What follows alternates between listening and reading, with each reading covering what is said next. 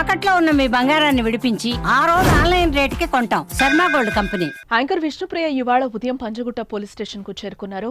తన అడ్వకేట్ తో కలిసి ఉదయం 10 గంటల ప్రాంతంలో స్టేషన్ కు వెళ్లింది విష్ణుప్రియ. బెట్టింగ్ యాప్ ప్రమోషన్స్ కు సంబంధించిన కేసులో విచారణకు హాజరైంది. వాస్తవానికి ఈ కేసులో మంగళవారం విచారణకు రావాలంటూ పంజగుట్ట పోలీసులు నోటీసులు జారీ చేయగా షూటింగ్ కారణంగా విష్ణుప్రియ ఆ రోజు గైర్హాజరైంది. తన తరపున శేఖర్ భాషను పోలీస్ స్టేషన్ కు పంపించింది. ఈ క్రమంలోనే గురువారం ఉదయం విష్ణుప్రియ విచారణకు హాజరయ్యింది.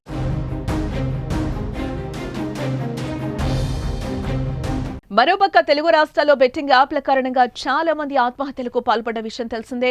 ఎంతో మంది అప్పుల ఊబిలో చిక్కుకుని దిక్కుతోచని పరిస్థితిలో పడ్డారు.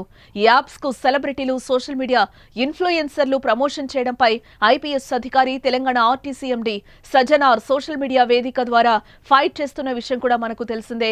సజ్జనార్ ట్వీట్లతో ఏపీ, తెలంగాణ పోలీసులు స్పందించి సోషల్ మీడియా ఇన్ఫ్లుయెన్సర్లపై కేసులు కూడా పెడుతున్నారు. తాజాగా 11 మంది ఇన్ఫ్లుయెన్సర్లపై కేసు నమోదు చేసిన తెలంగాణ పోలీసులు విచారణకు రమ్మంటూ వారికి నోటీసులు కూడా పంపించారు.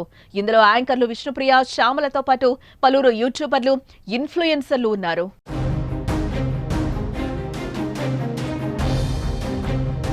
బెట్టింగ్ యాప్స్ ప్రమోట్ చేస్తున్న 11 మంది సెలబ్రిటీలపై పంజగుట్ట పోలీస్ స్టేషన్లో కేసు నమోదైంది. వాళ్లలో విష్ణుప్రియ, సుప్రీత, రీతు చౌదరి, హర్షసాయి, పరేషాన్ బాయ్స్, టేస్టీ తేజ, ఇమ్రాన్, అజయ్, కిరణ్ గౌడ్, భయాసని యాదవ్, సుధీర్ రాజు వంటి వాళ్లు ఉన్నట్టుగా సమాచారం అయితే అందుతోంది. అయితే వీరికి నోటీసులు ఇచ్చిన పోలీసులు నిన్న మంగళవారం విచారణకు రావాలని నోటీసులు ఇవ్వడం జరిగింది. కానీ వారిలో ఎవరూ కూడా ఇప్పటివరకు హాజరు కాలేదు. దీంతో పోలీసులు తర్వాత ఎలా స్పందిస్తారు అనేది కూడా తెలియాల్సి ఉంది. ఇదిలా ఉంటే ఆ కేసులోనే ఇవాళ విష్ణుప్రియ పంజగుట్ట పోలీస్ స్టేషన్కు వచ్చింది.